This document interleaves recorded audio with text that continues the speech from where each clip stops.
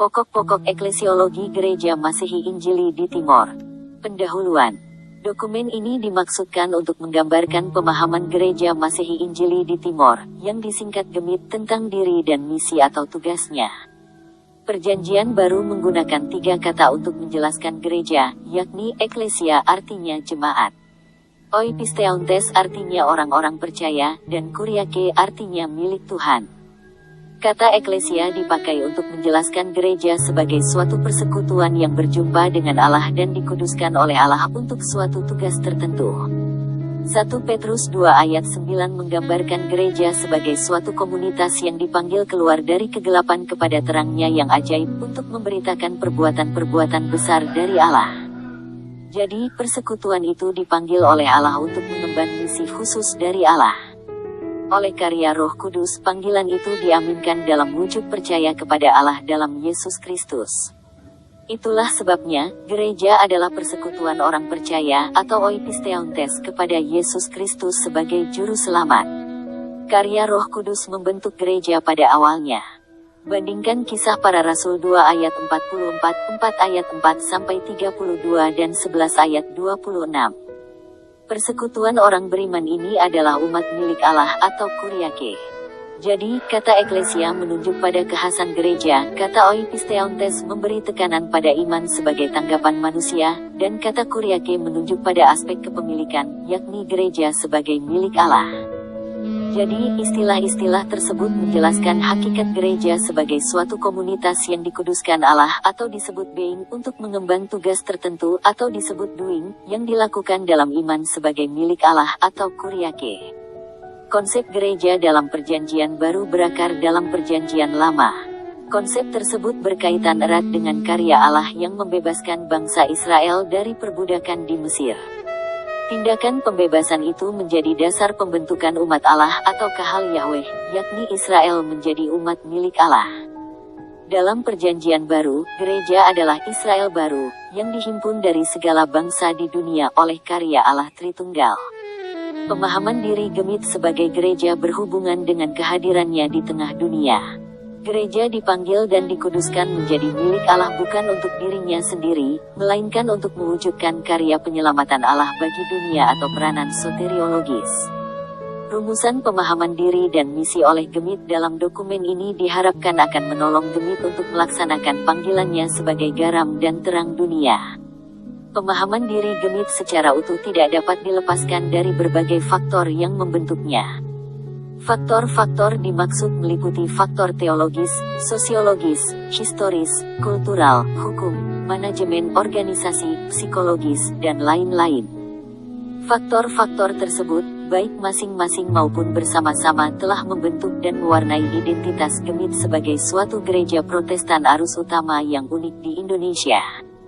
Identitas ini tidak bersifat statis, melainkan dinamis, bahkan terus bergerak dan berkembang seturut perubahan zaman sehingga pemahaman tentangnya pun haruslah bersifat terbuka.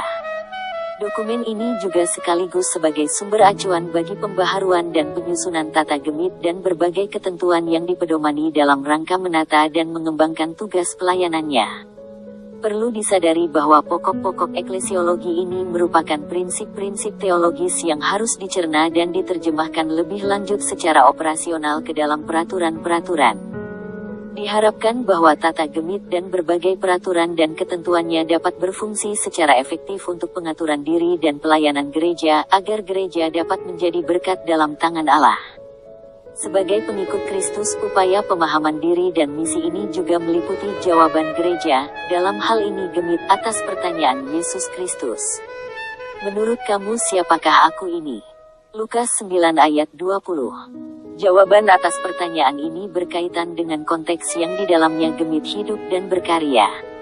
Itulah sebabnya, pokok-pokok eklesiologi GEMIT merupakan suatu pengembangan berpikir dalam GEMIT. Ia lahir dari suatu upaya berteologi secara kontekstual dengan melibatkan jemaat-jemaat dalam proses perumusannya. A. Pemahaman diri GEMIT. 1. Latar belakang sejarah GEMIT. Dalam proses pembentukan sebagai gereja, GEMIT memiliki latar belakang historis yang panjang. Ketika Injil dikabarkan oleh karya Roh Kudus, di situ terbentuk persekutuan orang-orang percaya kepada Yesus Kristus. Langkah awal pemberitaan Injil tentang Yesus Kristus dimulai oleh para murid Yesus di kota Yerusalem pada hari Pentakosta. Pekabaran Injil pertama itu melahirkan jemaat Yerusalem sebagai jemaat pertama dalam Perjanjian Baru. Bandingkan Kisah Para Rasul pasal 1 dan 2. Dari sana Injil disebarkan ke seluruh daerah Palestina dan mencapai kota Antioquia, dan di kota itu nama Kristen untuk pertama kali dipakai. Ini fase awal pekabaran Injil oleh para murid Yesus yang dipelopori oleh Petrus. Bandingkan Kisah Para Rasul 1-8. Dari Antioquia, di bawah kepeloporan Paulus yang didampingi oleh kawan-kawan sekerja Allah, Injil ditaburkan bagaikan benih di seluruh tanah Yunani dan mencapai belahan dunia Eropa. Bandingkan Kisah Para Rasul pasal 9-28. Dari Eropa, Injil diberitakan sampai ke Indonesia dan sampai ke kawasan Nusa Tenggara di mana Gemit dibentuk. Sejarah itu dimulai pada abad 17, sekitar 400-an tahun yang lalu. Dalam kurun waktu 400-an tahun itu terdapat berbagai badan pekabaran Injil dari Eropa yang mengabarkan Injil di bumi Nusantara.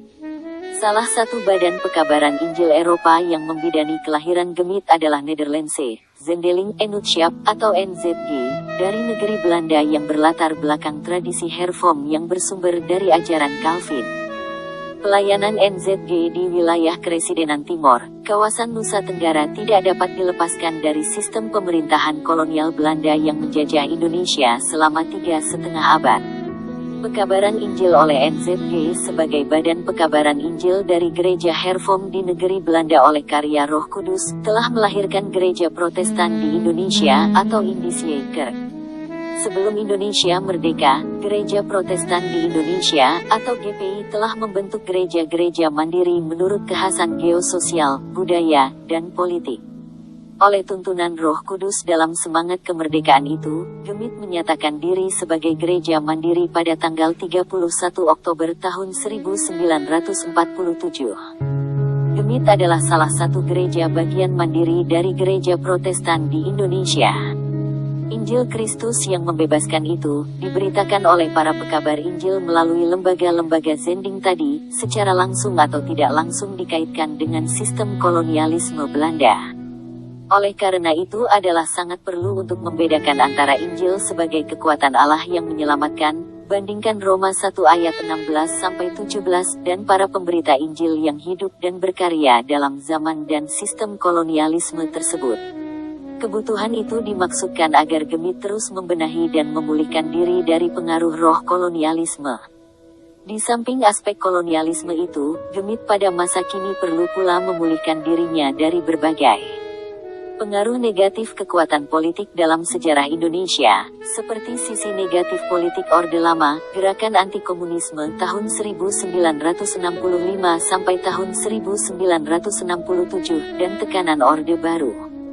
Dalam konteks reformasi bangsa Indonesia masa kini, Gemit perlu memandang dirinya sebagai pelaku aktif dalam sejarah bangsa untuk memperjuangkan keadilan, kebenaran, dan kesejahteraan bersama. Tanpa menyangkali aspek-aspek negatif dari kolonialisme, dalam fase sejarah Gemit, pekabaran Injil membawa serta sistem pendidikan modern dan pelayanan kesehatan sebagai sarananya. Dalam hal ini, pendidikan dan pelayanan kesehatan merupakan alat pekabaran Injil yang berperan pula dalam melahirkan gereja. Oleh karena itu, di mana Injil diberitakan, di sana terbentuk komunitas terpelajar atau masyarakat cerdas sebagai bagian dari persekutuan orang percaya kepada Yesus Kristus sebagai Juru Selamat. Pada tataran ini, jauh sebelum dan sesudah kemerdekaan bangsa Indonesia, bahkan hingga kini, gereja memainkan peranan yang penting dalam pendidikan modern. Peranan ini sebagai implementasi dari amanat kerasulan, yakni menjadikan segala bangsa murid Yesus. Bandingkan Matius 28 ayat 18-20. 2. Dasar dan tujuan Gemit. Dasar Gemit adalah Allah Tritunggal seperti yang disaksikan oleh Alkitab, yakni Allah yang menciptakan langit dan bumi, yang menyelamatkan dunia dan segala isinya dalam Yesus Kristus, dan yang terus memelihara dan merawat seluruh ciptaannya dalam Roh Kudus. Bandingkan Efesus 2 ayat 19-20. Dasar ini mengantar Gemit kepada pengakuan bahwa Yesus Kristus adalah Juru Selamat dunia. Bandingkan 1 Korintus 3 ayat 11. Berlandaskan konsep Allah Tritunggal, Gemit mengemban tugas untuk menghadirkan tanda-tanda kerajaan Allah, yakni mewujud nyatakan keselamatan Allah bagi dunia dan manusia. 3. Alkitab dan pengakuan iman. Gemit melandaskan diri pada pengakuan bahwa Alkitab adalah firman Allah. Itulah otoritas Alkitab Perjanjian Lama dan Perjanjian Baru. Otoritas itu bersifat mutlak atas seluruh hidup dan pelayanan serta tradisi dan berbagai tata aturan Gemit. Berdasarkan pengakuan terhadap otoritas Alkitab itu, Gemit menerima 3 pengakuan oikumenis, yaitu pengakuan iman rasuli, pengakuan iman Nisea Konstantinopel, dan pengakuan iman Athanasius. Di samping itu, Gemit merumuskan pengakuan imannya sendiri menurut kekasan konteksnya. 4. Ajaran Gemit. Ajaran Gemit didasarkan pada kesaksian Alkitab Perjanjian Lama dan Perjanjian Baru. Ajaran itu menyangkut pemahaman tentang Allah Tritunggal, dunia, manusia, gereja, dan konteksnya. Ajaran tersebut perlu dirumuskan secara jelas dan tepat untuk menjadi pedoman iman dan pandangan hidup bagi anggota Gemit. Dalam proses perumusan itu, semua anggota Gemit dilibatkan sebagai salah satu wujud imamat orang percaya. Memperhatikan keragaman kultural dalam konteks Gemit, maka proses perumusan ajaran Gemit itu perlu mencapai sebuah kesepakatan orang-orang percaya atau konsensus fidelium sambil tetap menghargai kebebasan suara hati masing-masing anggota Gemit. Dalam hal ini, lembaga pendidikan teologi yang didirikan dan didukung oleh Gemit patut mendukung tugas pendidikan dan pengajaran Gemit. 5. Metafora keluarga Allah. Gemit sebagai gereja milik Tuhan digambarkan sebagai keluarga Allah atau familia Dei. Sebagai keluarga Allah, Gemit merupakan suatu persekutuan persaudaraan sebagai anak-anak dari satu Bapa, ditebus oleh darah Yesus Kristus, dibaptis dalam satu baptisan dalam nama Allah Bapa, Anak, dan Roh Kudus, untuk mengambil bagian dalam satu meja perjamuan keselamatan Tuhan dan menyongsong datangnya kerajaan Allah dalam kesempurnaan. Dasar familia Dei adalah Allah Tritunggal, bandingkan Efesus 2 ayat 19-20, yakni Allah yang ada dalam persekutuan atau perikoresis. Bapa Sang Pencipta, Anak Sang Penyelamat, dan Roh Kudus Sang Penghibur dan Pembaharu. Sebagai Bapa, Allah menerima semua anggota Gemit sebagai anak-anaknya, yang sama dikasihinya tanpa diskriminasi. Sebagai Sang Penyelamat, Yesus Kristus menjadi dasar yang mendasari dan menopang kehidupan dan pelayanan Gemit, bandingkan 1 Korintus 3 ayat 11. Sebagai Sang Penghibur dan Pembaharu, Roh Kudus berdiam dalam hati setiap anggota Gemit dan sekaligus menjadikan gereja sebagai rumah Allah. Dalam konsep keluarga Allah, setiap orang percaya sebagai anak Allah dalam keluarga itu, juga merupakan ahli waris bersama-sama dengan Yesus Kristus dan bersedia untuk melakukan kehendak Allah. Dalam persaudaraan itu, Yesus Kristus adalah anak sulung, bandingkan Ibrani 2 ayat 10-13. Warisan itu adalah mengambil bagian dalam kerajaan Allah. Hakikat persaudaraan dalam konsep keluarga Allah ini melampaui batas-batas suku bangsa, kebudayaan, geografis, sejarah, dan berbagai latar belakang. Allah memanggil semua orang, baik orang Yahudi maupun non-Yahudi, laki-laki dan perempuan, besar dan kecil, kaya dan miskin, tuan dan hamba, menjadi anggota dari keluarga Allah. Gemit sebagai keluarga Allah dicirikan oleh keragaman suku bangsa, kebudayaan, sejarah, dan geografis. Fenomena-fenomena geografis dan sosial budaya ini mewujud dalam komunitas-komunitas etnis yang telah berakar dalam jemaat Gemit. Dalam komunitas-komunitas etnis itu, hubungan darah dan marga sebagai sistem sosial dan berbagai adat istiadat sebagai sistem nilai budaya, serta bahasa yang berbeda-beda merupakan kekhasan dan keunikan. Pada satu sisi, komunitas-komunitas etnis itu memiliki identitas yang jelas dan juga menerima etnis yang berbeda dari komunitas mereka. Oleh karena itu, komunitas-komunitas etnis itu bersifat inklusif. Pada sisi yang lain, keunikan dan perbedaan budaya ini merupakan hasanah kekayaan yang mewarnai konteks Gemit. Dalam makna metafora keluarga Allah, semua komunitas etnis itu telah diikat menjadi satu oleh iman kepada Allah Tritunggal. Iman itu mengandung komitmen untuk melakukan kehendak Allah dalam Yesus Kristus oleh tuntunan Roh Kudus.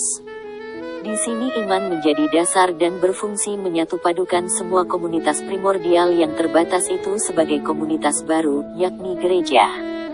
Semua keunikan dan perbedaan budaya itu tidak lenyap dalam komunitas baru dimaksud.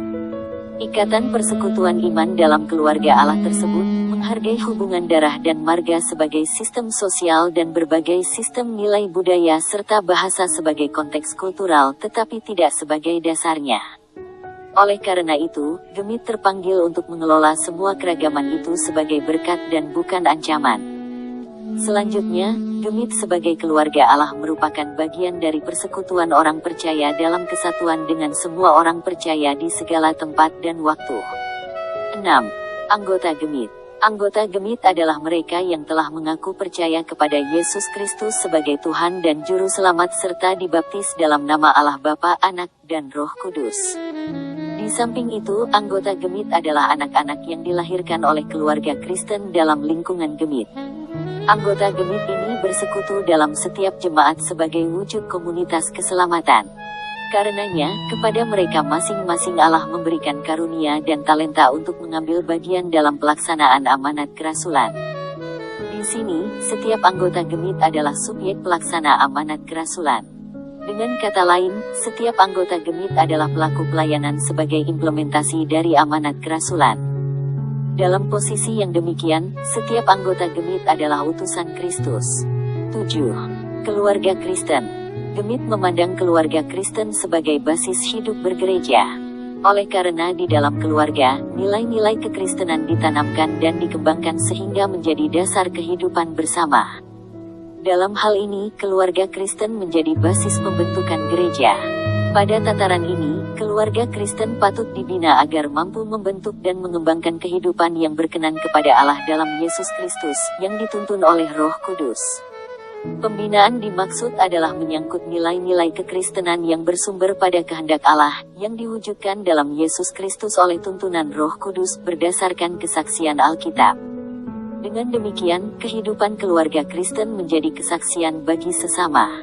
Berhadapan dengan berbagai persoalan keluarga seperti kekerasan dalam rumah tangga, penjualan dan eksploitasi anak, pelecehan seksual, perselingkuhan dan berbagai persoalan lainnya, maka Gemit mengembangkan daya layannya secara holistik dalam berbagai bentuk pembinaan keluarga Kristen.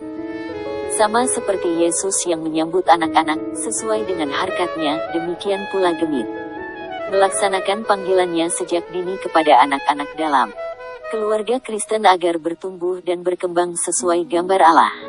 8. Hubungan oikumenis.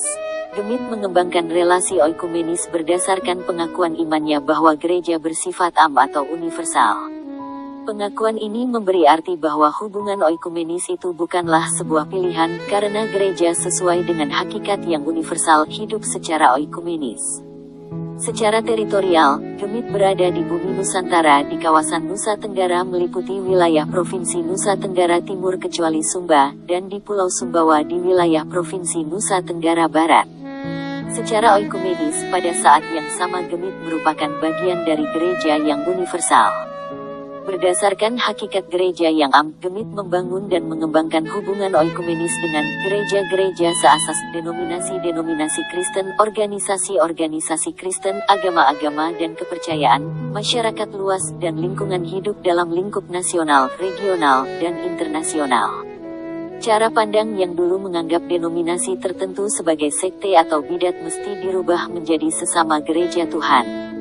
Cara pandang ini mengembangkan sikap saling menghargai dan menerima sebagai sesama anggota dari tubuh Kristus.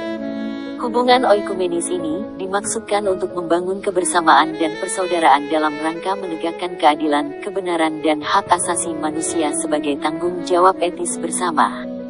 Hubungan oikumenis ini dilakukan secara kritis dan konstruktif tanpa kehilangan jati diri. Berhadapan dengan fenomena perpindahan anggota Gemit ke denominasi lain yang dapat menimbulkan ketegangan, baik di kalangan internal Gemit maupun dalam hubungan eksternal dengan denominasi lain, perlu disikapi secara bijaksana melalui upaya pastoral dan disiplin. Di samping itu, kehadiran denominasi lain menjadi tantangan bagi Gemit untuk meningkatkan daya layan yang semakin kreatif dan inovatif. G. Kristokrasi. Gemit mengakui pemerintahan Kristus atas gereja atau kristokrasi.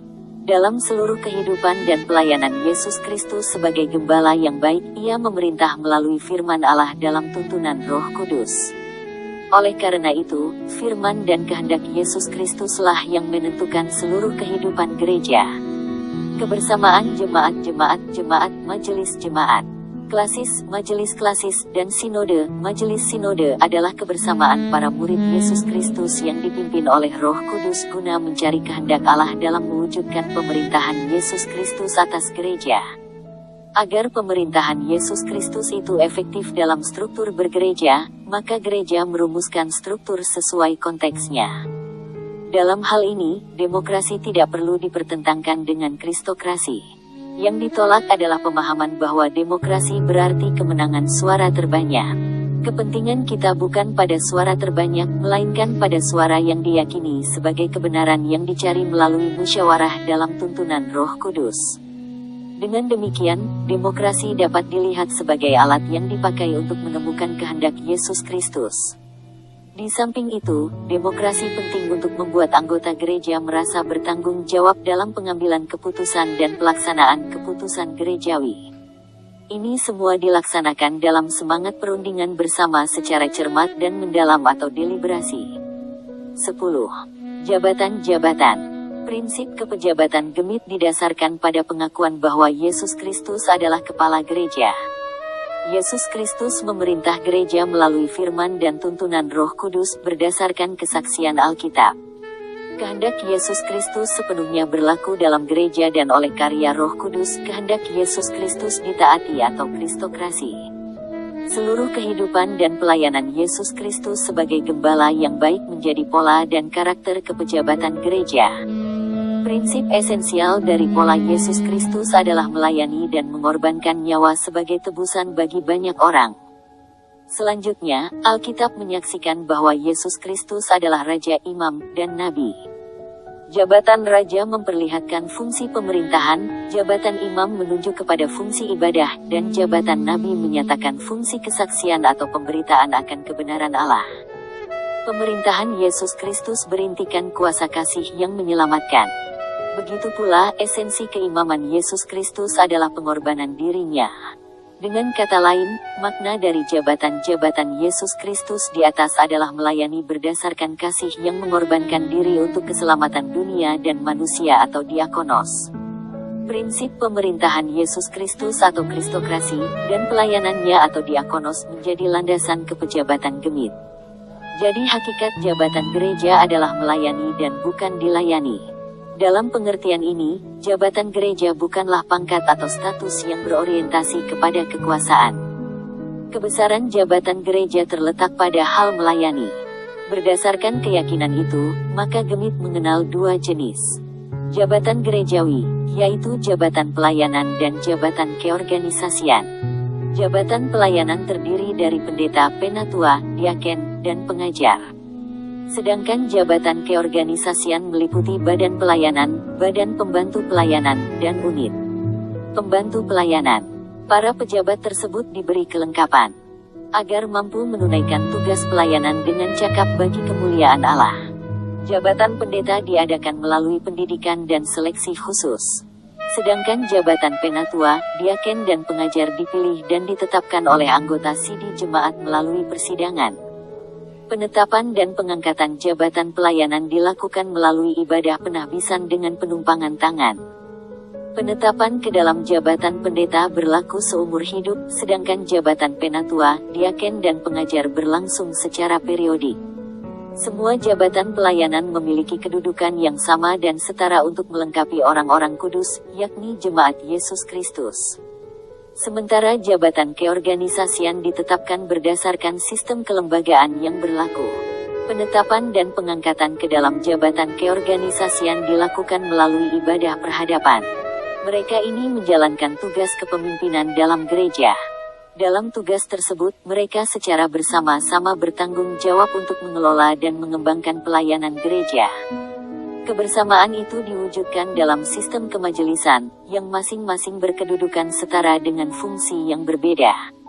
Para pejabat gereja, baik jabatan pelayanan maupun keorganisasian, berdasarkan kasih Yesus Kristus bertanggung jawab untuk memampukan setiap anggota gereja agar siap dan cakap melaksanakan peran pastoral di dunia sebagai pelaku-pelaku pelayanan.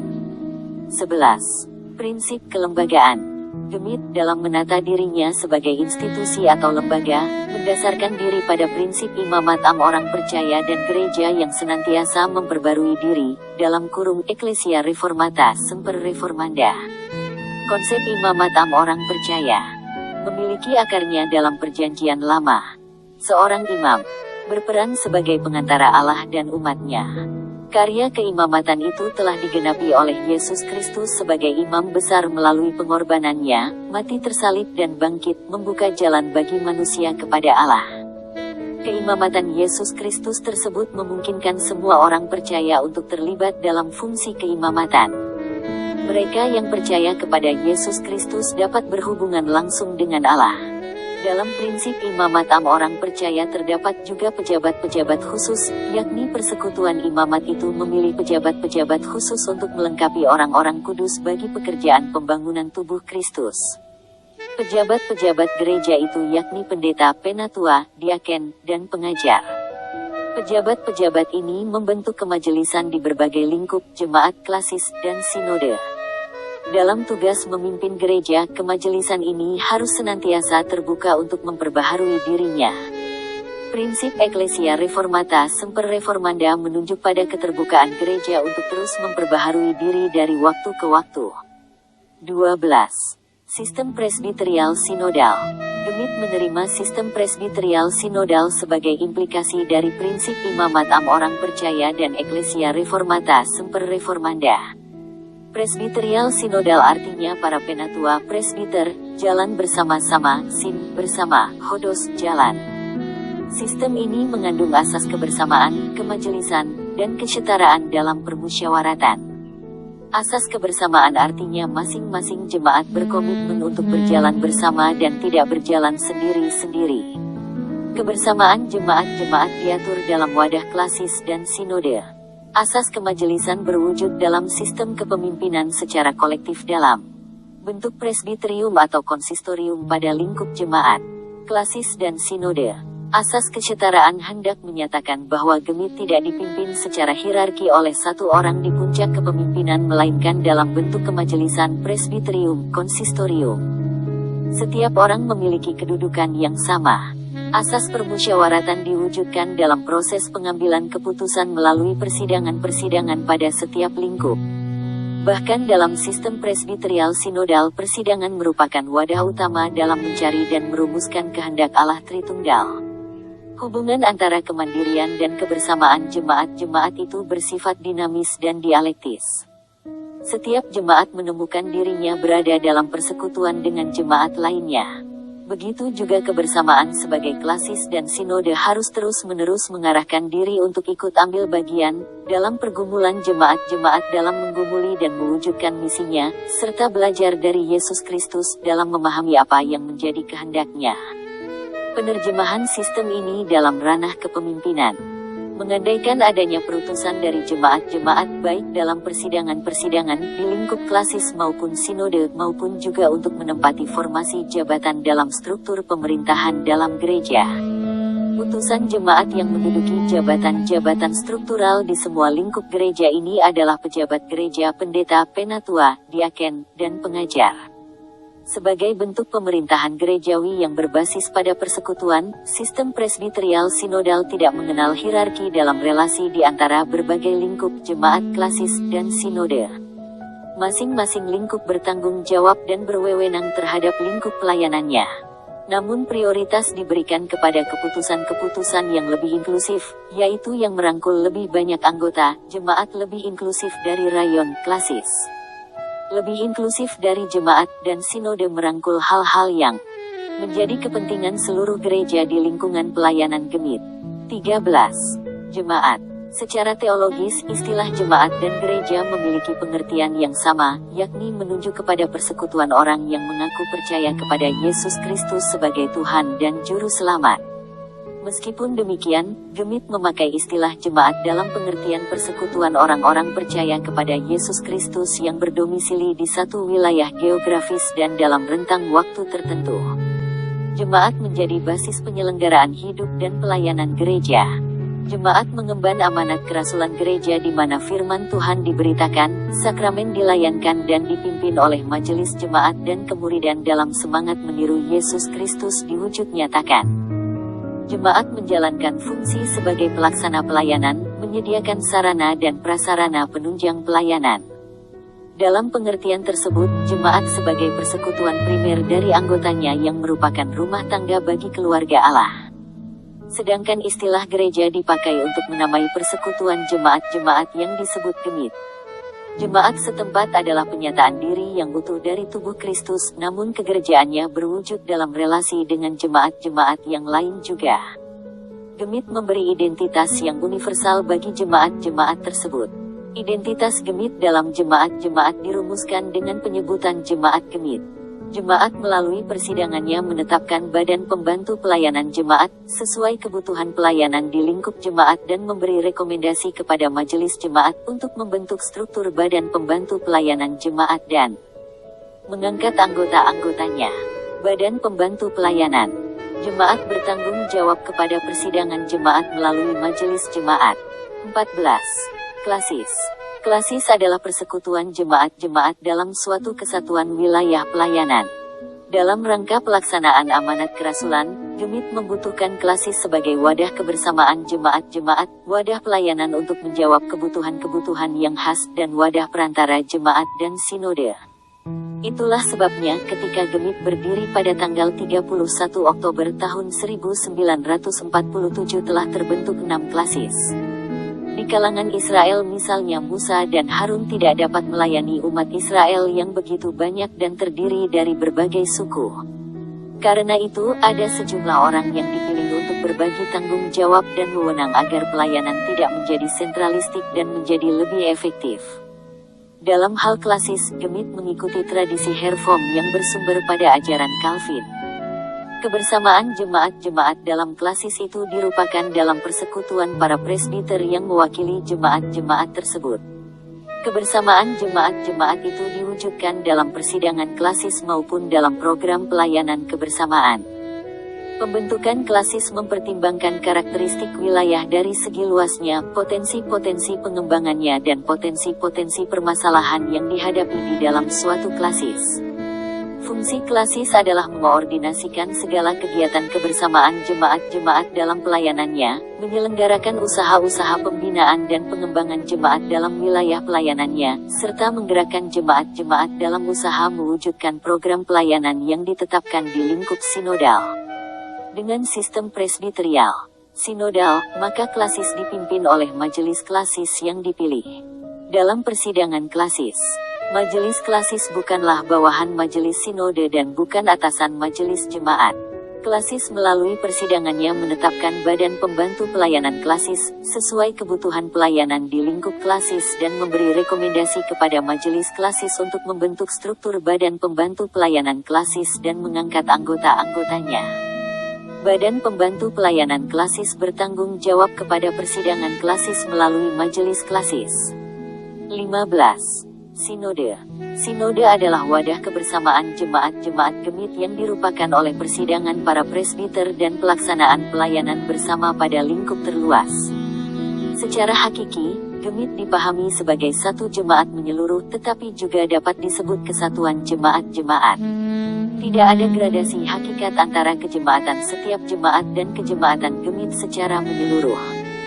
Kejemaatan gemit bukanlah penjumlahan dari kejemaatan jemaat-jemaat dan sebaliknya kejemaatan jemaat-jemaat itu bukanlah bagian yang lebih kecil dari kejemaatan gemit.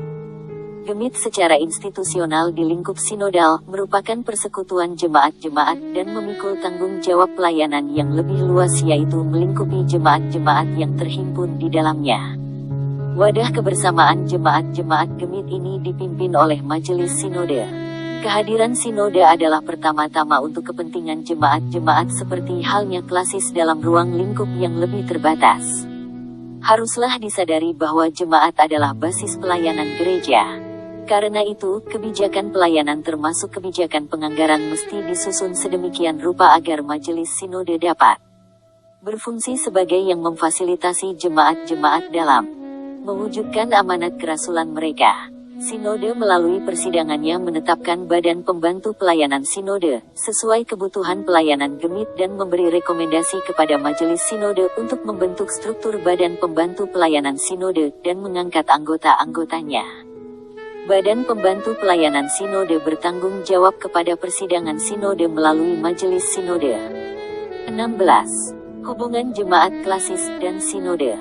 Hubungan antara persekutuan jemaat di lingkup basis jemaat klasis dan sinode bersifat mencakup, melingkupi, meliputi atau perichoresis, yang memiliki makna saling mengisi, dan bukan saling menggantikan apalagi meniadakan. Sebagai satu keluarga Allah, hubungan antar jemaat seharusnya mencerminkan persaudaraan dan kesetiakawanan di mana suka dan duka menjadi bagian bersama. Jemaat-jemaat adalah mitra yang sehakikat dalam panggilan pelayanan. Hubungan antar jemaat haruslah bersifat saling mendukung, menguatkan dan memampukan menurut karunia yang ada pada masing-masing. Tiap-tiap jemaat adalah basis gereja yang dilimpahi aneka karunia dalam jenis dan ukurannya menurut kerelaan Allah. Tiap-tiap jemaat juga menjadi sumber pembelajaran dalam diri sendiri dan sesama jemaat dalam rangka pertumbuhan iman dan pelayanan dalam kerajaan Allah. Karena itu setiap jemaat harus terbuka untuk mendengar apa yang dikatakan dan yang dikeluhkan oleh jemaat lain supaya mereka saling melayani. Ketika jemaat setempat mengelola pelayanan di tempatnya, ia mengingat dan mempertimbangkan kebersamaan. Kebersamaan itu dikelola dengan memperhatikan keragaman konteks jemaat-jemaat yang bersekutu. Hubungan kebersamaan tersebut dikelola di lingkup yang lebih luas, yaitu di lingkup klasis dan sinode. Tugas majelis jemaat adalah mengelola pelayanan di masing-masing jemaat, sedangkan tugas majelis klasis dan majelis sinode mengelola hal-hal yang berhubungan dengan kebersamaan. Klasis dan sinode serta badan-badan pembantu pelayanan klasis dan sinode memiliki tugas untuk mendorong dan memfasilitasi terwujudnya bantuan antar jemaat-jemaat gemit. Hal ini dimaksudkan agar terciptalah keseimbangan antara jemaat-jemaat dengan berbagai latar belakang, keterbatasan dan kelebihan yang dimilikinya. 17. Persidangan gerejawi. Persidangan di gemit terjadi dalam berbagai lingkup pelayanan, jemaat klasis dan sinode. Persidangan klasis dan persidangan sinode merupakan persidangan yang lebih luas cakupannya daripada persidangan jemaat dan dihadiri oleh perutusan dari jemaat-jemaat pejabat-pejabat gereja. Persidangan klasis dan persidangan sinode tidak boleh dianggap sebagai yang lebih tinggi dari persidangan jemaat, tetapi masing-masing lingkup memiliki kewenangannya. Keputusan persidangan klasis mengikat jemaat-jemaat dalam klasis, sedangkan keputusan persidangan sinode mengikat seluruh jemaat gemit. Persidangan jemaat berwenang untuk mengatur segala sesuatu yang berhubungan dengan pelayanan di lingkup jemaat. Persidangan klasis mempunyai wewenang untuk membicarakan program kebersamaan dalam klasis, masalah antar jemaat dan menjadi mediator dengan persekutuan yang lebih luas di lingkup sinodal.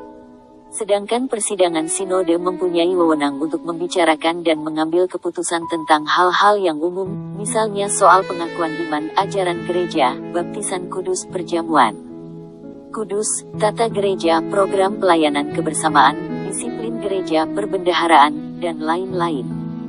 18. Hubungan majelis jemaat, majelis klasis, dan majelis sinode. Majelis jemaat, majelis klasis, dan majelis sinode sama kedudukannya.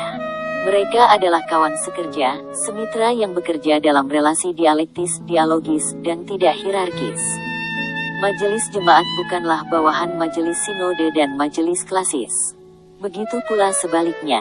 Majelis jemaat melayani lingkup pelayanan yang lebih terbatas, sedangkan majelis klasis dan majelis sinode melayani lingkup pelayanan yang lebih luas. Pimpinan persekutuan di setiap lingkup pelayanan ini harus saling menopang untuk memajukan kehidupan jemaat dalam segala aspek kehidupan bergereja, bermasyarakat, dan berbangsa. Relasi dialektis di antara ketiganya harus dijaga. Masing-masing majelis di tiap lingkup memiliki kewenangannya yang diterima dari persidangan di masing-masing lingkup tersebut. Namun kewenangan tersebut tidak bersifat eksklusif. Sistem presbiterial sinodal mensyaratkan keterbukaan majelis jemaat untuk keterlibatan majelis klasis dan/atau majelis sinode dalam pengelolaan hidup dan pelayanan jemaat serta pelaksanaan misinya berdasarkan wewenang yang diberikan oleh sinode. Begitu pula majelis klasis mesti terbuka untuk keterlibatan majelis sinode dalam pengelolaan pelayanan klasis berdasarkan wewenang yang diberikan oleh sinode. 19. Pemilihan pemimpin gereja. Para pemimpin gereja di berbagai lingkup jemaat klasis dan sinode adalah hamba Allah yang dipilih oleh Allah sendiri. Dalam memilih para hambanya sebagai pemimpin gereja itu Allah melibatkan umatnya. Dalam pemilihan itu Allah mengizinkan umatnya untuk menggunakan budaya pemilihan yang lazim dalam masyarakat mereka. Hal itu dilaksanakan dalam pimpinan dan tuntunan Allah dalam rohnya untuk melayani maksud dan kehendaknya. Dalam Alkitab dikenal baik pemilihan secara undi maupun secara langsung. Dengan demikian Alkitab tidak hanya mengenal satu jenis pemilihan. Yang paling penting adalah umat menyadari bahwa sebagai bagian dari imamat orang percaya, mereka sedang terlibat dalam karya pemilihan oleh Allah. Keyakinan bahwa Allah yang melibatkan umat dalam karya pemilihannya itu harus dilaksanakan dengan sungguh-sungguh dan bertanggung jawab dalam seluruh proses pemilihan. Dalam konteks ini perlu ditegaskan sekali lagi bahwa demokrasi dapat dilihat sebagai alat yang dipakai untuk menemukan kehendak Allah. 20. Disiplin. Dalam rangka memelihara kekudusan sebagai murid-murid Yesus Kristus, maka disiplin gereja adalah sebuah keniscayaan bagi gereja sebagai persekutuan yang dipanggil dan dikhususkan untuk karya keselamatan Allah di dunia. Disiplin gereja dilakukan oleh Gemit untuk menata kehidupan anggota-anggotanya menjadi murid-murid Yesus Kristus yang taat dan dengan rela hati melakukan apa yang diajarkan kepada mereka. Gereja bertanggung jawab memperhatikan, membimbing, mendampingi, memulihkan, menguatkan dan melayani anggota-anggotanya dalam pimpinan Roh Kudus, Sang Pembaharu. Disiplin gereja mencakup disiplin hidup, disiplin ajaran, dan disiplin jabatan dan/atau pelayanan. Dalam arti yang sesungguhnya, semua anggota senantiasa berada di bawah disiplin gereja. Namun dapat terjadi bahwa seseorang menyimpang dari kehidupan yang sepadan dengan panggilan Allah atau menyampaikan ajaran yang tidak benar yang menjadi batu sandungan bagi sesama.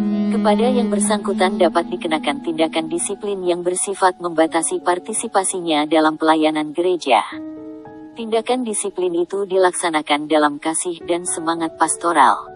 Sebagai gereja yang selalu membaharui diri, Gemit memahami tindakan disiplin sebagai tindakan Roh Kudus untuk merubah kehidupan yang berdosa kembali ke dalam relasi yang benar dengan Allah. 21. Penilikan. Alkitab mensyaratkan kualitas-kualitas terbaik dari seorang penilik, yaitu tidak bercacat, tidak angkuh, bukan pemberang, bukan peminum, bukan pemarah, tidak serakah, murah hati, baik hati, bijaksana, adil, saleh, menguasai diri, berpegang pada ajaran yang benar, dan sanggup menasihati orang berdasarkan ajaran tersebut. Titus 1 ayat 7-9. Dalam sistem presbiterial sinodal, fungsi kepenilikan memainkan peranan penting. Fungsi ini sudah ada sejak zaman para rasul gereja mula-mula. Peran kepenilikan ini memiliki akarnya baik dalam tradisi Yahudi yang menekankan fungsi kepemimpinan para tua-tua maupun dalam tradisi Helenistis yang lebih menegaskan fungsi administratif dari seorang episkopos. Selanjutnya, dalam perkembangan gereja terjadi perbedaan antara sistem episkopalisme yang menekankan peran uskup paus sebagai episkopos yang menjadi ketua bagi semua pemimpin gereja, dan sistem presbiterial sinodal yang lebih memandang fungsi kepenilikan episkopi sebagai yang melekat pada para tua-tua jemaat presbiter. Dalam sistem presbiterial sinodal, fungsi kepenilikan tidak menjadi suatu otoritas yang terpisah dari kepenatuaan. Dengan kata lain, para presbiter yang tergabung dalam kemajelisan, di lingkup jemaat klasis, dan sinode juga memerankan fungsi kepenilikan. Fungsi kepenilikan itu meliputi fungsi pengawasan dan pertimbangan, yang mencakup pelayanan teologi, perbendaharaan, dan administrasi. Tugas kepenilikan yang meliputi fungsi pengawasan dan pertimbangan itu harus dilaksanakan dalam semangat pastoral. Hal ini berhubungan dengan pelaksanaan disiplin gereja bagi anggota gereja yang jatuh dalam dosa. Fungsi kepenilikan atau pengawasan ini tidak dimaksudkan untuk mencari kesalahan, tetapi jika menemukan kesalahan maka perlu ada tuntunan dan bimbingan agar kembali kepada relasi yang benar dengan Allah. 22. Tradisi dan tata gereja. Tradisi, seperti halnya sejarah, merupakan hal yang kita warisi dari masa lampau. Kita tidak hanya menerima tradisi gerejawi, namun kita juga terlibat dan terhisap dalam tradisi tersebut. Ini menunjukkan suatu kenyataan bahwa gereja merupakan proses yang terus berlangsung atau kontinum. Dengan memelihara tradisi, sebenarnya kita melestarikan identitas kita. Tradisi gerejawi yang kita warisi dari masa lampau meliputi antara lain pengakuan iman, sistem kelembagaan gerejawi, dan perangkat keorganisasian. Tradisi itu menjadi acuan dalam penataan kehidupan bergereja, namun sekaligus terbuka terhadap interpretasi, sehubungan dengan kebutuhan lokal yang dinamis yang dipicu oleh kebutuhan zaman yang berubah. Entah sebuah tradisi dipertahankan atau dirubah, Alkitab tetap menjadi tolok ukur yang utama. Tata gereja adalah tindakan kebijaksanaan guna menata penyelenggaraan kehidupan dan pelaksanaan amanat kerasulan Gemit untuk mencapai ketertiban dan keteraturan. Tentu tata gereja bersifat terbatas, sehingga banyak hal yang merupakan akibat dari dinamika jemaat tidak akan tertampung di dalamnya. Kenyataan ini tidak mengurangi makna tata gereja. Ekspresi kasih yang merupakan ciri-ciri jemaat Tuhan tidak harus bertentangan dengan ketertiban dan keteraturan sesuai dengan sistem presbiterial sinodal yang dianut oleh Gemit. Istilah tata gereja mencakup semua peraturan, yaitu tata dasar, peraturan pokok serta peraturan lainnya yang bersifat lebih operasional. 23. Perbendaharaan. Segala perbendaharaan Gemit adalah milik Allah yang dikaruniakan kepada anggotanya, dan yang diperoleh sebagai persembahan anggotanya kepada Tuhan sebagai tindakan iman. Perbendaharaan itu mencakup uang, barang bergerak dan barang tidak bergerak. Seluruh perbendaharaan itu mesti dipakai secara baik dan benar sebagai wujud pertanggungjawaban iman kepada Tuhan untuk membiayai seluruh pelaksanaan amanat kerasulan, yaitu untuk mendatangkan kebaikan bagi semua manusia, semua ciptaan lainnya dan bagi bumi sebagai rumah yang nyaman untuk segala ciptaan. B. Misi Gemit. 1. Pemahaman misi Gemit. Misi gereja adalah bagian hakiki dari eksistensi gereja. Gereja hadir di tengah dunia bukan untuk dirinya sendiri, melainkan untuk mengemban sebuah tugas atau amanat kerasulan. Oleh karena itu, misi gereja senantiasa melekat pada eksistensi gereja itu sendiri. Hakikat gereja adalah menjalankan misi Allah atau missio Dei. Karena itu hakikat iman Kristen juga bersifat misioner. Dalam melaksanakan tugas kerasulan, Gemit menunjukkan eksistensi atau jati dirinya sebagai gereja yang misioner. 2. Hubungan misi Gemit dengan visi kerajaan Allah. Misi gereja bersumber dari visi yang nampak dalam pewartaan Yesus Kristus, yaitu kerajaan Allah. Dalam pengajarannya, Yesus Kristus memberitakan bahwa pemerintahan Allah yang adil, yang membawa damai sejahtera, dan memulihkan segenap ciptaan itu sedang datang ke dalam dunia. Seluruh daya dan upaya Gemit sebagai gereja misioner diarahkan untuk melayani visi Yesus Kristus tersebut, yaitu untuk berpartisipasi aktif menghadirkan tanda-tanda kerajaan Allah di dunia. 3. Allah pemilik misi. Allah lah yang mengutus manusia untuk melaksanakan perintahnya, yakni untuk memberitakan kabar baik bahwa kerajaan Allah sudah dan sedang datang di antara kita.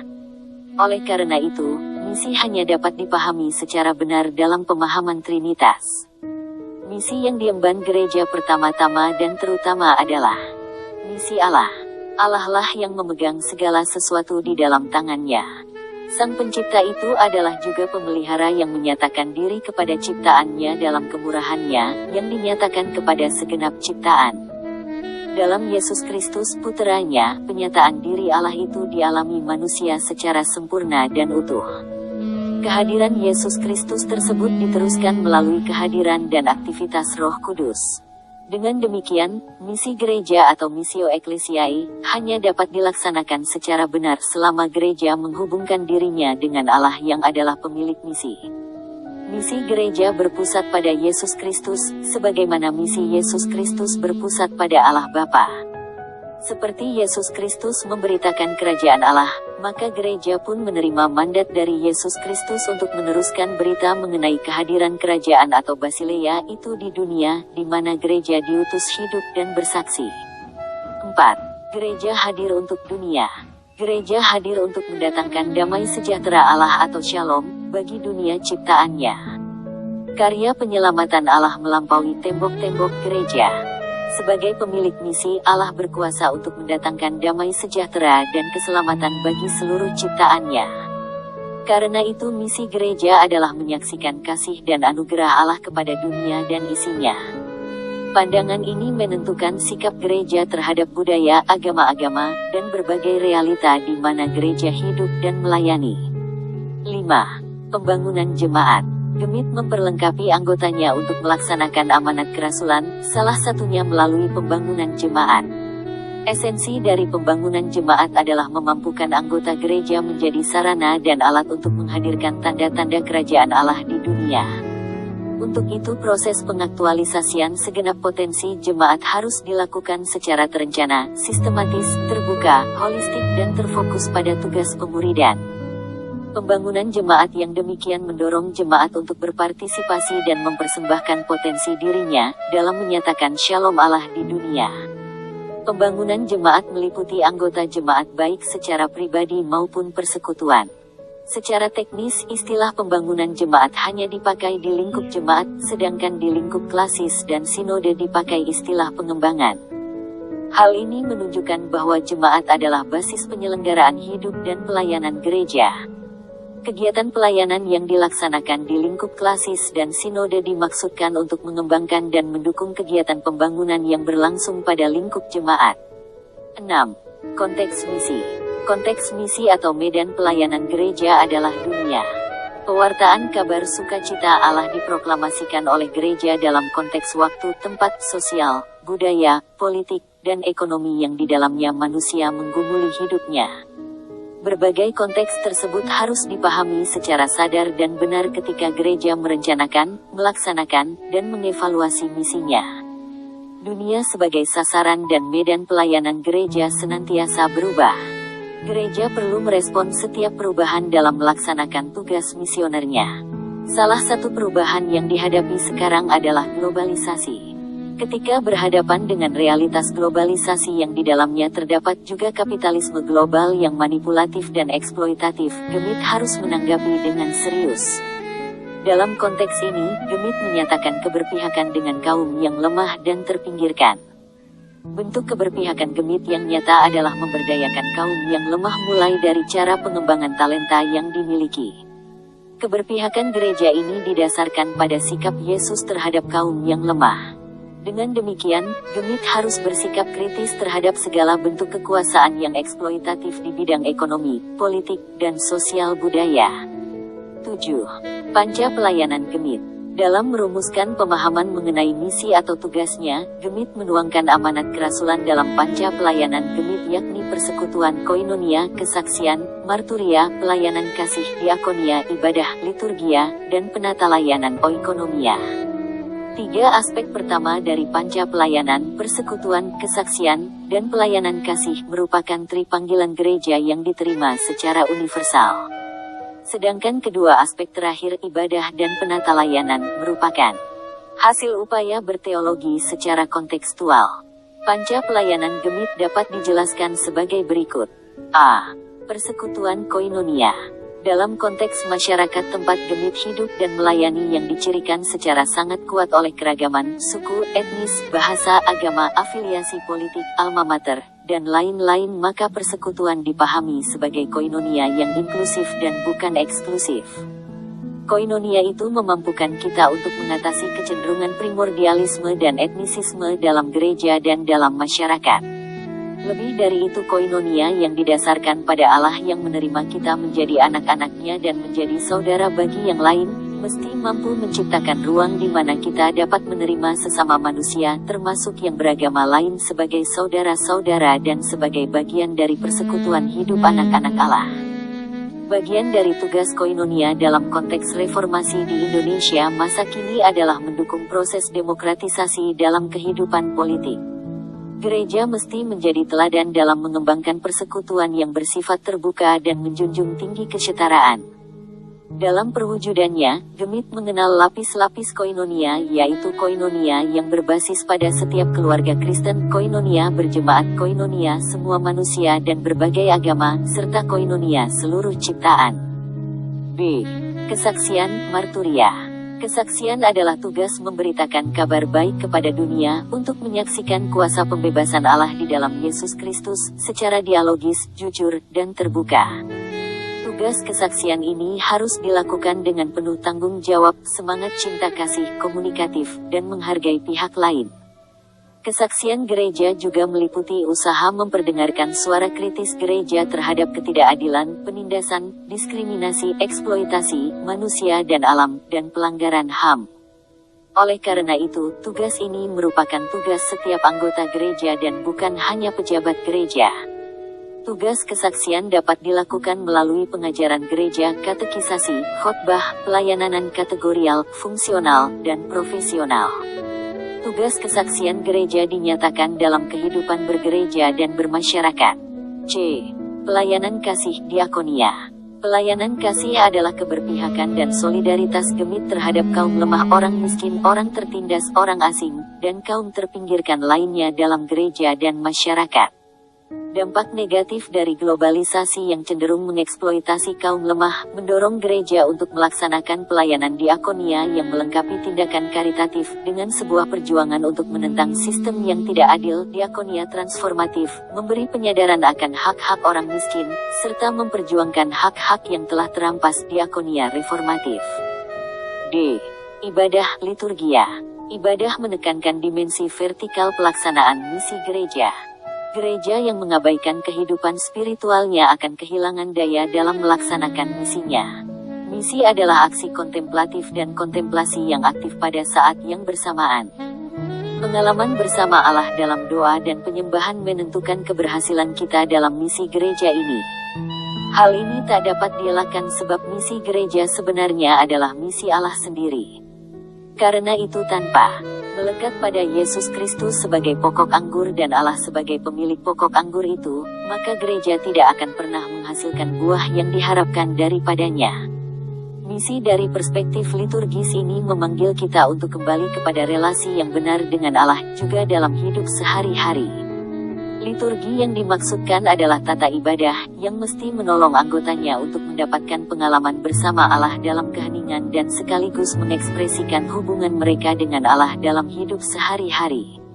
Setiap jemaat Gemit dalam berbagai konteks sosial dan budaya perlu mengembangkan tata ibadah kontekstual yang menjawab kebutuhan liturgis anggota dalam siklus hidup maupun siklus pekerjaannya, pertanian, kenelayanan, dan lain-lain.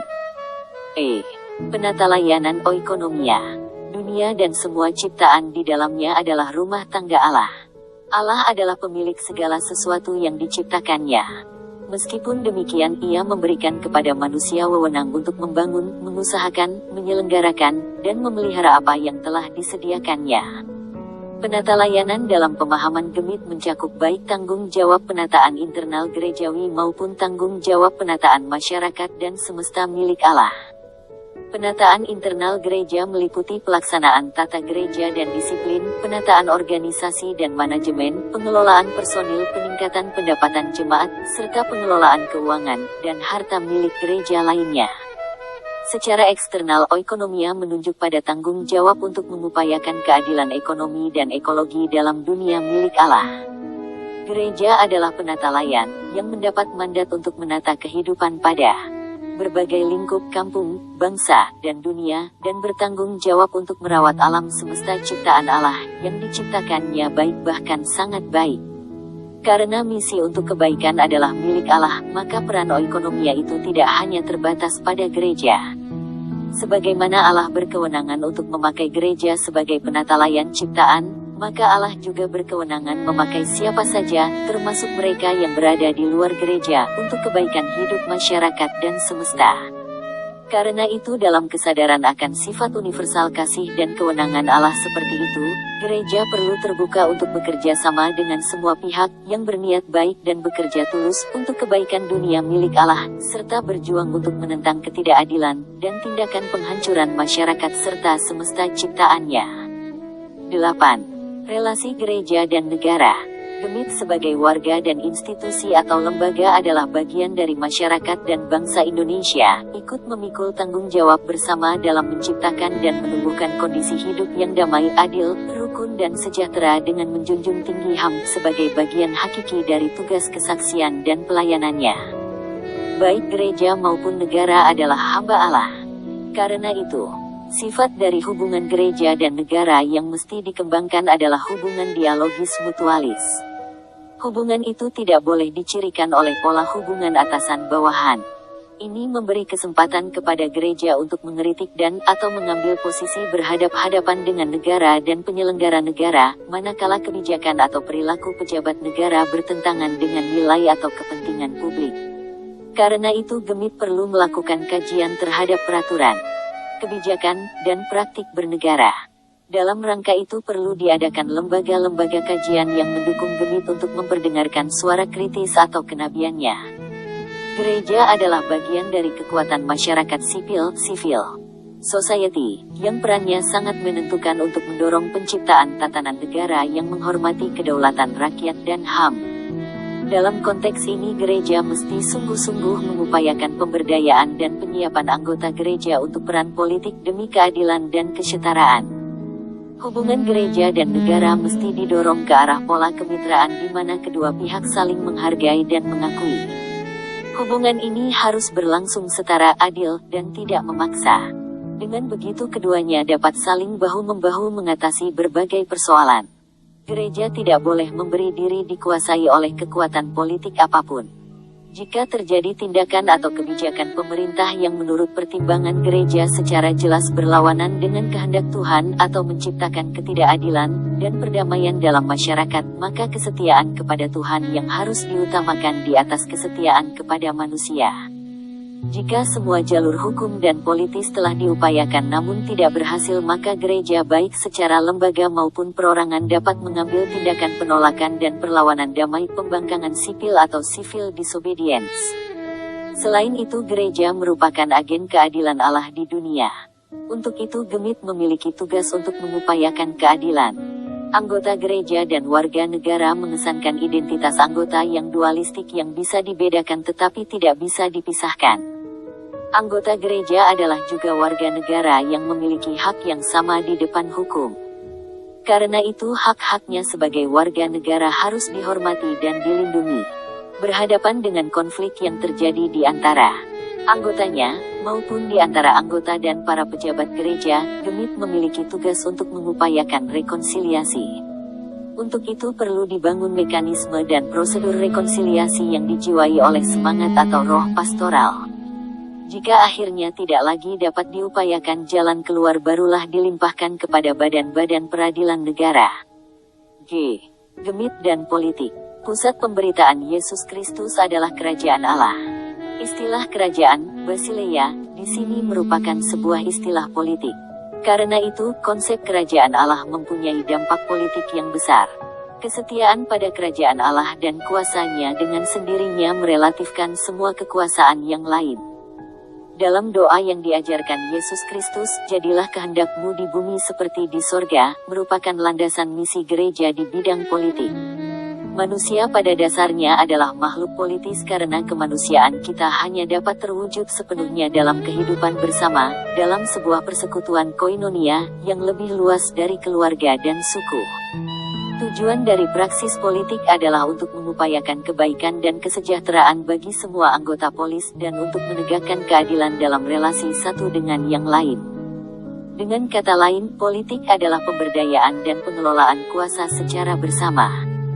Dalam pemahaman demikian, Gemit dipanggil oleh Tuhan untuk memperjuangkan keadilan dan perdamaian bagi seluruh umat manusia, dan untuk memelihara alam ciptaan Tuhan. Ini menjadi dasar utama bagi keterlibatan Gemit dalam politik.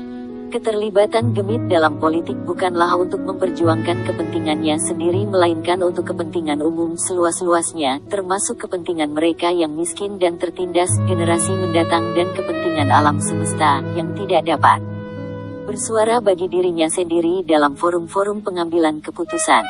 Pelayanan Gemit sebagai lembaga di bidang politik berupa pernyataan sikap dalam berbagai forum umum, advokasi penetapan kebijakan publik, dan pengawasan terhadap pelaksanaan kebijakan yang telah ditetapkan oleh negara.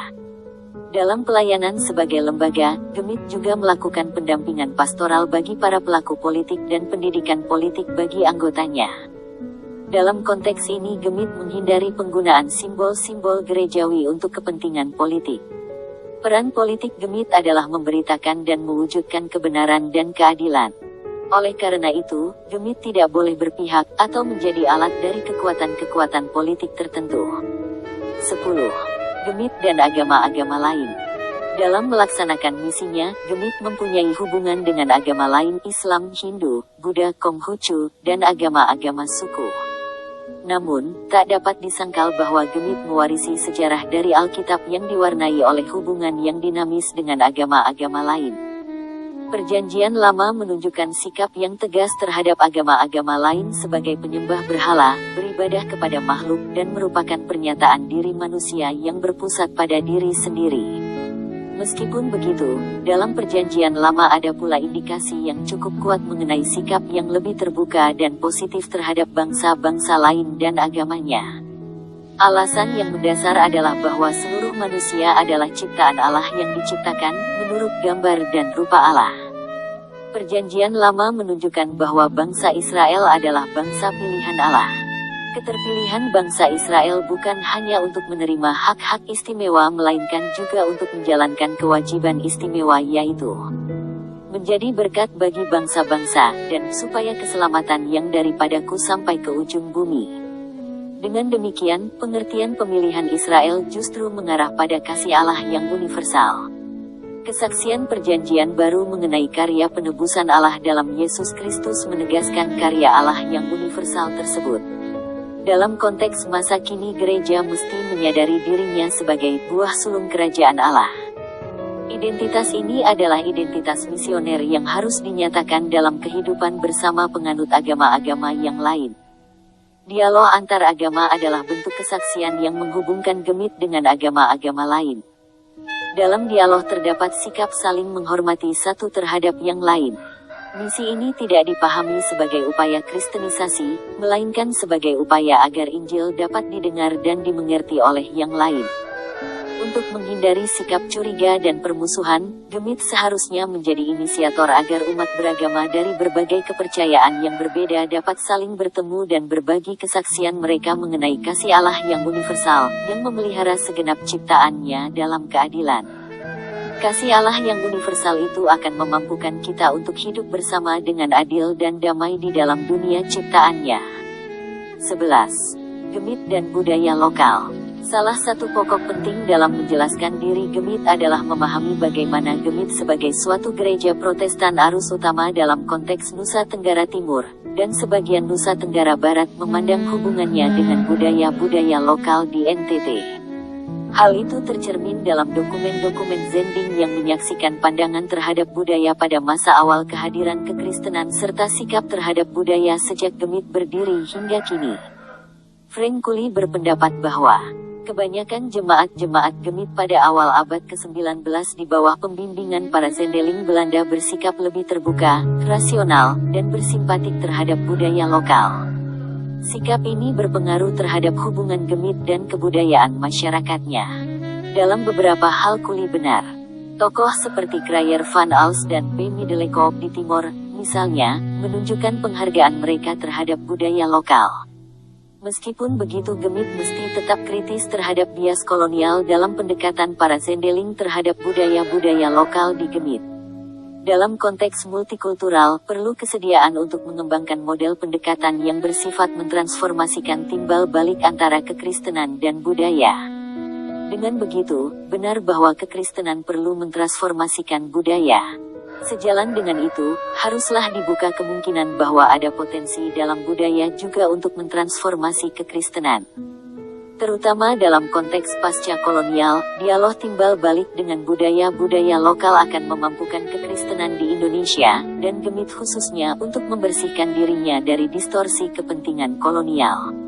Lebih dari itu, dialog ini akan memberi sumbangan bagi revitalisasi budaya-budaya lokal dalam wilayah pelayanan Gemit setelah ekses gerakan anti-komunis serta gerakan pietisme kebangunan rohani pada tahun 1965 sampai tahun 1967 dan periode-periode sebelumnya. Pengembangan eklesiologi Gemit mesti mempertimbangkan dan mengupayakan hal ini secara sungguh-sungguh. Selama budaya lokal dan dinamikanya tidak diperhitungkan secara serius dalam pengembangan teologi khususnya eklesiologi Gemit, maka gereja ini akan tetap menjadi tanaman dalam pot dari gerakan-gerakan Zending seabad lampau. Keseriusan menggumuli konteks budaya, lokal maupun global akan memampukan Gemit menghasilkan sebuah eklesiologi yang kontekstual. Di sini upaya untuk melibatkan dialog timbal balik antara teks dan konteks adalah sebuah kewajiban. Pengembangan dialog timbal balik tersebut didasari oleh kesadaran bahwa Allah bekerja juga di dalam dan melalui realitas budaya lokal. Karena itu Gemit mengemban tugas untuk ikut merawat budaya lokal termasuk bahasa-bahasa daerah sebagai bagian dari perawatan identitas lokal sekaligus identitas Kristiani lokal. Gemit bertanggung jawab untuk mengembangkan teologi yang secara positif memandang tanah hunian setiap komunitas berbudaya lokal, sebagai pemberian Allah untuk menghidupi setiap komunitas berbudaya lokal. Atas dasar pemahaman ini, maka Gemit terpanggil untuk memperjuangkan hak pemilikan bersama maupun pribadi atas tanah bagi setiap komunitas lokal yang secara turun-temurun menjadi penghuni daerah tertentu, dan mendorong anggota Gemit untuk mengelola tanah pemberian Allah dalam kebanggaan sebagai petani. 12. Kemiskinan. Dalam konteks kapitalisme global sekarang ini nampak adanya kesenjangan antara negara-negara maju dengan sebagian besar penduduk negara-negara yang sedang berkembang. Bagaimana Gemit menyikapi kemiskinan sebagai salah satu isu sosial yang hidup di lingkungan gereja serta bagaimana posisi gereja dalam hal ini? Persoalan kemiskinan yang dihadapi Gemit bukan hanya persoalan kemiskinan secara struktural, melainkan juga kemiskinan kultural. Dalam menghadapi realitas kesenjangan ekonomi global yang penuh persaingan untuk saling mengalahkan dan pementingan diri, maka gereja perlu melakukan tindakan penguatan afirmatif terhadap pelaku ekonomi kecil, marginal, dan miskin. Di samping itu, perlu adanya seruan moral kepada para pelaku ekonomi secara individual, serta secara optimal mengusahakan suatu sistem, struktur, dan mekanisme ekonomi yang memungkinkan terciptanya keadilan dan mencegah ketidakadilan. Pemberitaan Yesus Kristus mengenai kerajaan Allah tidak saja memiliki implikasi politik melainkan juga memiliki dampak ekonomi. Berhadapan dengan model ekonomi yang dikembangkan oleh otoritas Herodes dan kekaisaran Romawi yang tidak adil, Yesus memanggil murid-muridnya untuk mengembangkan solidaritas di antara mereka, dan untuk memulai suatu sistem ekonomi alternatif yang didasarkan pada hubungan yang saling memperkuat di antara kaum miskin. Visi kerajaan Allah yang digambarkan sebagai keluarga Allah, Familia Dei, menjadi dasar bagi kaum lemah untuk saling menopang sebagai anak-anak Allah. Ketika kaum lemah ini menyadari kekuatan mereka dalam solidaritas, mereka akan mampu menolak resisten politik ekonomi yang menindas. Gemit seharusnya menjadi inisiator dan penggerak dalam pemberdayaan ekonomi jemaat dan anggota masyarakat secara strategis, terencana, dan transformatif. Injil Kerajaan Allah menjadi visi untuk pengembangan ekonomi masyarakat. 13. Pendidikan. Dalam sejarah Zending di Indonesia, pendidikan menjadi ujung tombak gerakan penginjilan. Sekolah mendahului hadirnya gereja dalam suatu masyarakat. Lebih dari itu, upaya pendidikan yang dilakukan oleh gereja telah memberi sumbangan pada kemajuan masyarakat dan bangsa. Banyak tokoh gereja dan masyarakat, bangsa yang lahir dari badan-badan pendidikan yang dikelola oleh gereja. Meskipun begitu, kini kita berhadapan dengan menurunnya kualitas pendidikan di NTT. Dalam konteks ini Gemit memiliki tanggung jawab misi untuk turut mencerdaskan kehidupan bangsa melalui pendidikan umum yang diasuhnya. Dalam upaya untuk terus mewartakan kabar baik lewat pendidikan, Gemit juga harus dapat melakukan evaluasi terus-menerus sehingga lembaga dan komite pendidikan dapat berperan dalam meningkatkan mutu pendidikan di NTT. Gemit harus mendorong partisipasi anggotanya untuk berperan aktif dalam meningkatkan mutu pendidikan. Sumber daya pendidik juga harus diberdayakan melalui peningkatan mutu layanan pendidikan. Gemit mesti membuka diri dalam kerja sama kelembagaan dengan berbagai lembaga Kristen ataupun mendorong untuk mendirikan lembaga pendidikan atau yayasan Kristen lainnya sebagai lembaga alternatif dan lembaga mitra gereja dalam dunia pendidikan. 14. Ilmu pengetahuan dan teknologi. Ilmu pengetahuan dan teknologi seharusnya dipandang sebagai anugerah Allah agar dapat dipergunakan bagi kebaikan dan kesejahteraan hidup umat manusia. Perkembangan ilmu pengetahuan dan teknologi yang semakin pesat dan maju dapat dipergunakan sebagai media pewartaan Injil.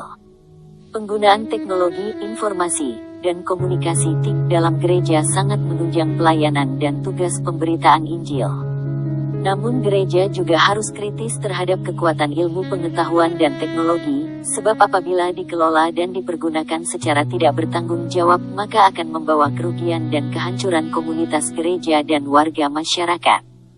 Gereja harus memperlengkapi anggotanya agar menjadi jemaat misioner yang bersikap kritis terhadap dunia, sekaligus bersifat membaharui dan membangun inovatif dan konstruktif, serta melindungi berbagai kekayaan masyarakat lokal dalam mengemban misinya. 15. Kesehatan. Kualitas kesehatan masyarakat di mana Gemit hadir dan melayani masih tergolong rendah. Berbagai jenis penyakit termasuk malaria, gizi buruk, serta tingginya kematian bayi dan ibu melahirkan masih cukup menonjol di NTT. Selain itu, dengan semakin tingginya mobilitas manusia, maka penyebaran virus penyakit menular seperti penyakit menular seksual, HIV atau AIDS pun semakin tinggi. Dalam pelayanan Yesus Kristus seperti yang disaksikan dalam Perjanjian Baru, ia banyak menyembuhkan orang sakit, sehingga ia bahkan disebut sebagai penyembuh. Ia pun kemudian mengutus murid-muridnya dalam kuasa Allah untuk melakukan hal yang sama.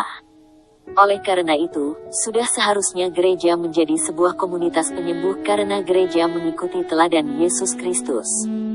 Berhadapan dengan realitas pergumulan gereja dengan masalah kesehatan anggotanya serta masyarakat luas, maka Gemit terpanggil untuk menolong orang sakit, atau melaksanakan pemberitaan Injil melalui pelayanan kesehatan. Peran dan upaya pelayanan kesehatan masih perlu ditingkatkan dan mesti bersifat holistik dengan memperhatikan aspek fisik, sosial, psikis, rohani, lingkungan, dan sanitasi. Gemit perlu mengembangkan pelayanan di bidang kesehatan dengan cara pencegahan, preventif, pengobatan kuratif, dan pemulihan rehabilitatif. Oleh karena itu, lembaga pelayanan kesehatan milik Gemit harus senantiasa meningkatkan mutu dan jangkauan pelayanannya. Perlu ada sinergi antara lembaga-lembaga ini sehingga pelayanan Gemit di bidang kesehatan semakin optimal dan bermanfaat bagi masyarakat luas. 16. Relasi laki-laki dan perempuan. Salah satu tugas gereja dalam kehadirannya di dunia dan masyarakatnya adalah memaknai relasi laki-laki dan perempuan. Laki-laki dan perempuan adalah gambar Allah Imago Dei. Gereja menjadi tempat utama untuk menunjukkan kepenuhan kemanusiaan, full humanity, bagi laki-laki dan perempuan. Karena itu, kekristenan dan teologi perlu melepaskan simbol-simbol patriarkal dan bersikap kritis terhadap pengutamaan laki-laki androsentrisme yang telah memarginalkan perempuan. Untuk tugas tersebut, gereja dapat memanfaatkan kekayaan kultural dan kearifan lokal yang ada dalam masyarakat. Prinsip saling menguntungkan, mutualistis dan saling melengkapi komplementer, menjadi dasar untuk menata kehidupan sesuai dengan pesan Alkitab. Gereja perlu mengembangkan sikap kritis terhadap budaya yang cenderung memarginalkan perempuan. Dalam hal ini keluarga menjadi tempat pendidikan keadilan dan kesetaraan dengan mengembangkan pemikiran teologis yang kontekstual mengenai relasi antara laki-laki dan perempuan. 17. Lingkungan hidup. Berhadapan dengan fakta kerusakan lingkungan hidup tanah air, hutan, laut, udara, yang semakin parah pada zaman ini, Gemit dipanggil untuk merawat alam semesta ciptaan Allah, yang diciptakannya baik bahkan sangat baik. Karena masalah lingkungan hidup adalah masalah bersama, maka sebagaimana kita adalah bagian dari masalah, kita pun adalah bagian dari jalan keluarnya. Alam semesta adalah ciptaan Allah dan manusia harus menghargai batas-batas yang diletakkan oleh Allah sendiri dalam mengelola dan memanfaatkan alam untuk kepentingannya. Meskipun manusia disebut gambar Allah, namun manusia bukan pencipta semesta, bukan co-kreator.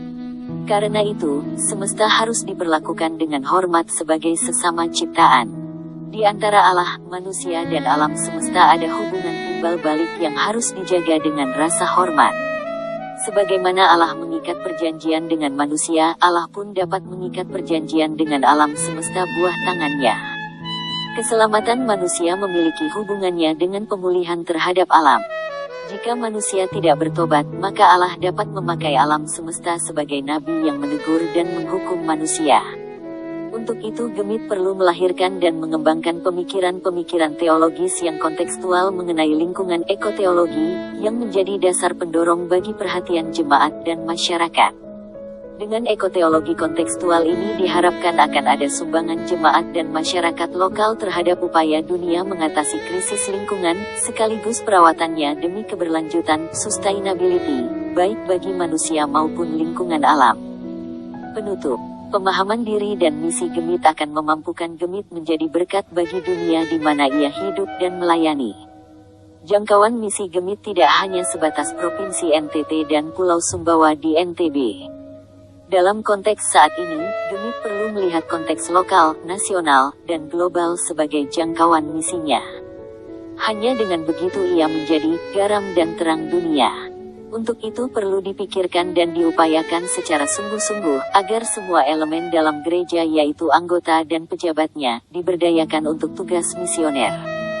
Jemaat yang misioner bukanlah jemaat yang mampu memapankan diri dan menjadi status quo dalam lingkungannya. Ciri khas misioner kita ada pada gerak keluar eklesia, dipanggil keluar. Gereja tidak boleh sibuk mengurus dirinya sendiri tetapi selalu berupaya menemukan makna dirinya dalam pelayanan kepada dunia. Tuhan menguatkan kita untuk menjadi gereja yang sebenarnya. Amin.